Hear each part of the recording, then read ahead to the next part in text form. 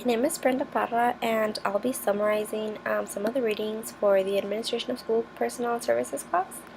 I'm going to start with a couple of policies that are important for principals to know when it comes to hiring. Some of these are the Equal Employment Opportunity Commission, which is the Equal Employment Opportunity, the Civil Rights Act, and the Americans with Disabilities Act, which just talk about different discriminations that have been filed against school services by people who are trying to find a job. It's important for everybody that is trying to pursue a career as a principal to know all of these things, because sometimes without knowing it, we can be discriminating somebody because of their race, because of their sex, certain disability, and we're trying to stay away from that because we don't want to get in trouble with anybody else, and as well as we're not, giving the opportunity of employment to someone because of certain things like these, and we don't want to give the bad idea. So being aware of all of these acts and all of these laws could really help us stay out of trouble and give an equal opportunity to everybody. With that comes the recruitment of new hires, which I thought was really interesting. The very first step is internal search, which is pretty much you search within what you have been working with as a principal. You, based on observations and based on what other employees tell you and what you see every day, you see what people qualify, what people are capable of doing. So I think it's really nice when you can see that you need somebody for a certain position, and you immediately think of a person that would be the best match for that. And rather than going outside and trying to find somebody brand new to come into your district, which is also nice, but as a teacher, I think that we would really feel appreciated if somebody came up to your room and said, you know what, I think you have the qualifications for this job, or we're trying to give you a better offer for a specific job, and we think you're capable of doing. Because as a principal, you also want to have happy teachers, and you also want people to want to work for you. Other than that, people, as principals, you take referrals from other teachers, from other school districts, from other principals. You offer school fairs, job fairs at certain universities, which you pretty much, it's the same thing as almost like an interview. People go there, they show interest in your district, and and they wanna work for you. That's where you can find out also by reading their resume. They can have samples of their work, they can have letters of recommendation, and it's going to be basically pretty much like a mini interview where you're going to see, do I really want this person to work for me, do I not? And that's how kind of like the first process of the recruitment and the hiring, how it happens. Now after you have hired somebody with the best qualifications for the job, I was reading how it's important to have an introduction for that person, especially if they're coming new to the district. You're trying to make that person feel welcomed. You're trying to make that person fit in.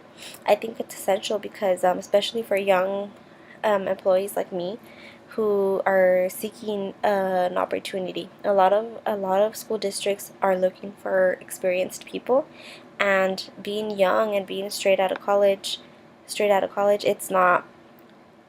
you don't get a lot of that opportunity that we are looking for. So as being hired is the first step of that, but it's not just, you get hired and that's it. No, that's only the beginning of it. That's when you're going to encounter other problems. Even if you don't feel like you have the support from other coworkers or even the principal, you're going to feel intimidated. You're probably not going to perform well, and it just wouldn't be a good outcome. They talk about the importance of having that introduction of someone, making sure that that person feels comfortable enough to ask questions, to feel like there's no right or wrong answer, that to feel that they can actually, if they need help, there's going to be people there to help them out. We don't want people to be intimidated by principals, by administrators, by secretaries, even by other teachers that have been there for a longer time, because I know it happens, because I know it happened to me as a brand new teacher straight out of college. You walk in there to the school district that you work for, and you feel intimidated, you feel like people are going to think you don't know what you're doing. And in reality, you're barely learning. Everybody's learning. Everybody can learn from anybody, from new teachers, from old teachers. New teachers have new ideas. And with that comes the mentoring. They talk about the importance of being a mentor and how important it is to have different mentors for different parts of the job. For example, you as a principal, you know which teachers have strengths and which teachers have weaknesses. And you could even ask, some of the teachers to even do like a seminar or do like a training for other teachers who are struggling with something that teacher might be a little bit stronger in. It's important to have mentors around campus because to me, I always take advice from other coworkers better than a principal. Just the simple fact of having a principal talk to you is a little intimidating already. So I think you get better outcomes when other teachers tell other teachers, oh, you're doing this wrong, maybe you can improve by doing this, by doing that, other than a principal coming in with an evaluation form, making it very formal. I think that's how you create intimidation, and that's how I don't think people perform that well. Now there's good mentoring and there's bad mentoring. Bad mentoring to me would be somebody telling you, you're doing this wrong, this is how you do it. No, mentoring is having practice with someone, having the ability to spread the knowledge, to make that other person better without having to hurt any feelings. It's pretty much like constructive criticism, where somebody's able to go ask for help to somebody else, and that person being very nice about it, telling a person what you're doing wrong and how you can improve. Without having to sound like a boss, without having to sound like they're telling them what to do. Making that extra effort of helping others is being a good mentor, because we don't get paid extra for being mentors or for going to the next door teacher to say, hey, you know what, you were doing this wrong, this is how I think you should do it. But it's just making that effort to provide that service for our coworkers. For example, principals can take a lot from these readings. They can, not everybody's perfect and we all make mistakes, and these principals can really look back, and not really principals, but even teachers, they can really look back and, for example, the veteran teachers, they obviously have way more experience than us brand new teachers.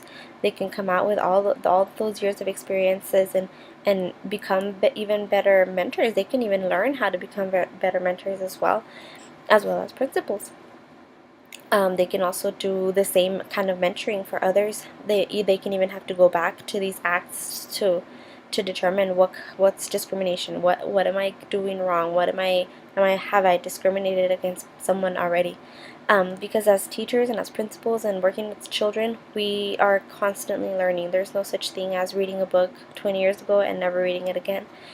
Kids change, teachers change, everybody changes, generations change, and we cannot be stuck with the same things from 10 years ago.